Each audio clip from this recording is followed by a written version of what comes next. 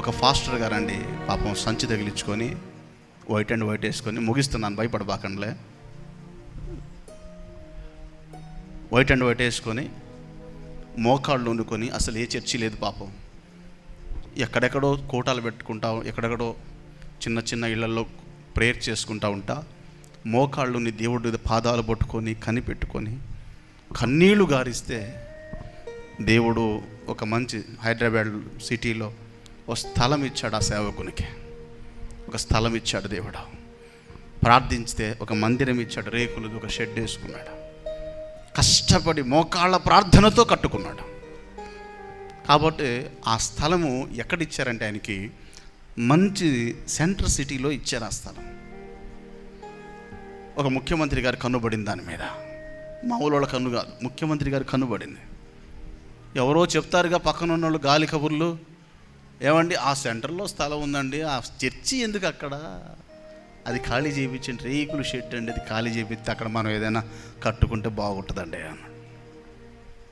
అంటే అక్కడ ఉన్న వాళ్ళని పిలిపించి వెళ్ళి మాట్లాడండి, ఆ ఫాస్టర్ గారిని ఖాళీ చేయమనండి, అక్కడ మనం ఈ ప్లాన్ అమలు పరుద్దాం, మాకు కావాలని చెప్పండి అనిపోయాడు. పాపం పోయి చెప్పారు. చెబితే, అయ్యా మీరేమనుకోవద్దు, ముఖ్యమంత్రి గారు పంపించారు కాబట్టి గౌరవిస్తాను, ఛాయ్ తాగండి, బిస్కెట్లు తినండి, మీకు ఏం కావాలో ఇస్తానయ్యా, కానీ ఇది దేవుడు నాకు ఇచ్చాడు, నేను దేవుణ్ణి అడగకుండా ఏం చేయకూడదు, దేవుణ్ణి అడిగి రేపు చెప్తానయ్యా అన్నాడు. పోయి దేవుడి దగ్గర కనిపెట్టయ్యా, ఇది ఆయనకి కావాలంట, ఇమ్మంటావా వద్దంటావా అంటే, ఇవ్వు, ఇచ్చేటప్పుడు ఒక మాట చెప్పు, తీసుకున్న రెండో రోజు బతికున్నాడని చెప్పు అన్నాడండి. అయ్యా ఆయన ముఖ్యమంత్రి, అయ్యా చెప్పు.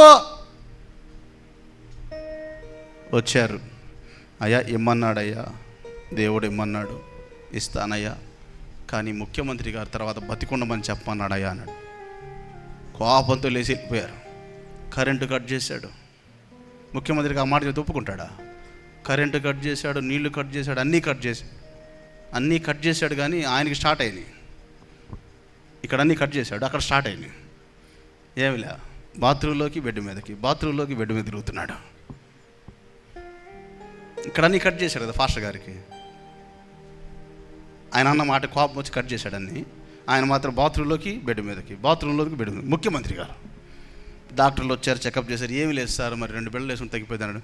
వేసుకున్నా తగ్గట్లా, బెడ్ మీద నుంచి దిగుతున్నాడు, బాత్రూంలోకి వెళ్తున్నాడు, ఓపికలా కూర్చొని, ఇంతమంది డాక్టర్లు ఒక్కడ కూడా బాగు చేయలేకపోతున్నారు, అల్లాడిపోతున్నాడు. 3 రోజులు తిరిగాడు. 1-2 సార్లు అయితేనే అంత మాత్రం ఉంటుంది, 30-40 సార్లు అవుతున్నాయి. గంటలో 3 సార్లు వెళ్ళి వస్తుంటే ఎట్టుంటుంది వ్యవహారం, ఎన్ని చేసినా ఆగట్లేదే. పక్కన ఓ పిఏ గారు ఉన్నారు, నాలంటాడు, ఏమండి మీతో మాట్లాడతాను సార్, మీరు అనుమతిస్తే. ఏందిరా తగ్గే వ్యవహారం అని చెబుతా, కాదు సార్ ఒక్కసారి మాట్లాడతాను సార్. చెప్పేందో చెప్పురా నాయన, బాగలేదు పరిస్థితి సార్. ఏదో గుడ్డ సంచి కట్టుకొని, గుడ్డ సంచి తగిలించుకొని, వైట్ అండ్ వైట్ బట్టలు వేసుకొని, ఈ మనుష్యుడు ఎంతలే అని మీరు అనుకుంటున్నారు సార్. మీరు మనిషిని చూశారు సార్, కానీ ఆ మనిషిని ఆవరించి ఉన్న దేవుణ్ణి చూడలేదు సార్. ఆ మనుష్యుడు దైవ సంబంధి సార్. నేను చాలామంది ఫాస్టర్లు చూశాను సార్, చాలామంది ఫాస్టర్లు ఫేక్ ఫాస్టర్లు ఉంటారు సార్, కానీ మీరు వెళ్ళి కదిలించిన ఆయన ఫేక్ ఫాస్టర్ కాదు సార్.